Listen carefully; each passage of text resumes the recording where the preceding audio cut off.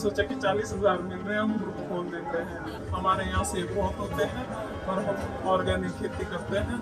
हिमाचल प्रदेश का जिला शिमला जहां एक और अपनी प्राकृतिक सुंदरता के लिए जाना जाता है, वहीं सेब उत्पादकता के लिए भी ये जिला अपनी विशेष पहचान रखता है।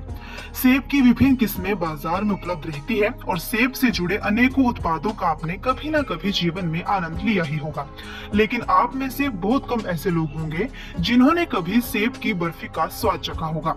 जिला शिमला सेब की बर्फी के लिए भी मशहूर होने लगा है। जिला शिमला के आकांक्षी खंड छोहारा के तहत एक स्वयं सहायता समूह ऐसा है जो पिछले कुछ सालों से सेब की बर्फी तैयार करके लोगों तक पहुंचा रहा है। सेब की बर्फी को जिसने भी खाया है उसने बेहद पसंद किया है। सेब की बर्फी लोगों के दिलों के पास पहुंच रही है। इस बर्फी को ऑर्गेनिक तौर पर तैयार किया जाता है। समूह के सदस्य सपना ने जानकारी देते हुए बताया कि हम सबसे पहले सबसे अच्छे सेब एकत्रित करते हैं। पहले चरण में इन्हें 3-4 बार स्वच्छ पानी के साथ धोया जाता है।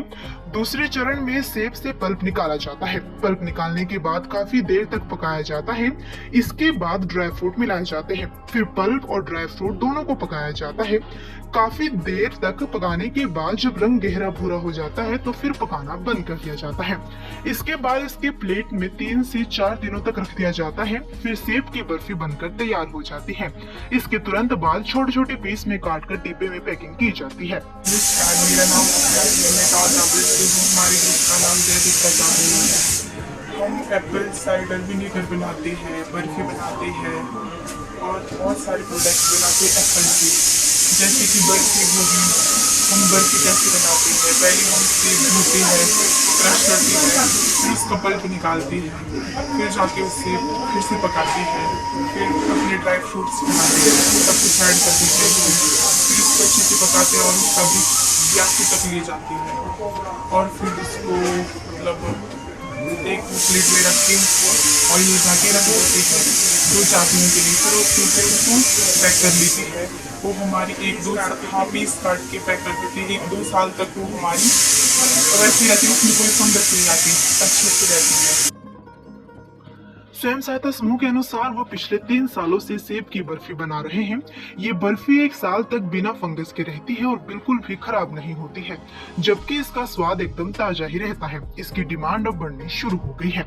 अगर आप सेब की बर्फी का स्वाद चखना चाहते हैं तो रिश मैदान के साथ पदमदेव परिसर में छोहारा और कुपवी आकांक्षी विकास खंड की ओर से लगाए गए आकांक्षी हाट में जय देवता जाबल नारायण स्वयं सहायता समूह के स्टॉल पर खरीद सकते हैं।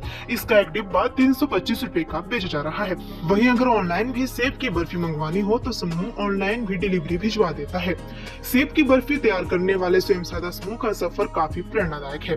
साल 2019 में जाबली गांव की 5 महिलाओं ने जय देवता जाबल की जमीन पर NRLM के माध्यम से मिली 15,000 रुपए की वित्तीय सहायता से मटर की खेती शुरू की थी। समूह ने पहली फसल में 75,000 रुपए की कमाई की थी। इसके बाद अगले वर्ष 75,000 रुपए की फसल लगाने के बाद 2.5 लाख रुपए की आय हुई।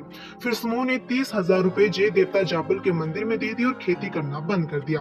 फिर समूह ने फैसला लिया कि एप्पल साइडर विनेगर बनाएंगे। समूह ने प्राकृतिक तौर पर एप्पल साइडर का उत्पादन शुरू किया। इससे महीने की 10,000 रुपए के आसपास आय होना शुरू हो गई। धीरे धीरे समूह ने सेब जैम, सेब की चटनी, ड्राइड सेब, सेब का अचार, पियर जैम, पियर चटनी, ड्राई पियर, मूली का अचार, लिंगड़ का अचार, बुरांश का जूस और सेब की बर्फी बनाना शुरू कर दिया। नमस्ते, मेरा नाम आशु ठाकुर है। मैं चुआरा ब्लॉक से आंध्र पंचायत जाबल गांव से हूँ। मेरे ग्रुप का नाम जय देवता जाबल नारायण है और मैं NRLM से जुड़ी हुई हूँ। और सबसे पहले मैंने ग्रुप खोला जिसमें हम 5 महिलाएं थी और हमने काम शुरू किया। ग्रुप को इसलिए खोला था कि 40,000 मिल रहे हैं, तो हमने सोचा कि 40,000 मिल रहे हैं, हम ग्रुप खोल देते हैं। बाद में जब हमें कोऑर्डिनेट किया गया कि पैसे तो मिल रहे हैं, इसका कुछ अपना स्टार्टअप करो, बनाओ, कुछ करो आगे। फिर हमने हमारे को NRLM की तरफ से 15,000 रुपये मिले। उसमें हमने मटर की खेती शुरू की, जिसमें हमने खेती करने के लिए अपने 50 की ज़मीन ली थी और उस पर हमने 15,000 के मटर लाए थे और लगाए थे। एक फसल में हमारे 15 से 75,000 हुए थे। फिर हमने दूसरी फसल लगाई थी, उसमें हमें 1.5 लाख हुआ था। जिससे हमारी टोटल 2 से 2.5 लाख तक की इनकम हो गई। तब हमने जमीन भी वापस भी देखते को और देखते कि जो करंट था वो भी दे दिया था। और फिर हमने अपना स्टार्टअप शुरू किया। हमारे यहाँ सेब बहुत होते हैं और हम ऑर्गेनिक खेती करते हैं। सेब भी बहुत सारे होते हैं जिससे हमने प्रोडक्ट बनाने शुरू किए। सबसे पहले हमने एप्पल साइडर विनेगर बनाया हैंडमेड से, वो भी जूस वाला। ऐसे ही कि हम पेड़ से तोड़ के सेब लाए उससे बनाते हैं, वो सड़ा गला सेब वो यूज नहीं होता।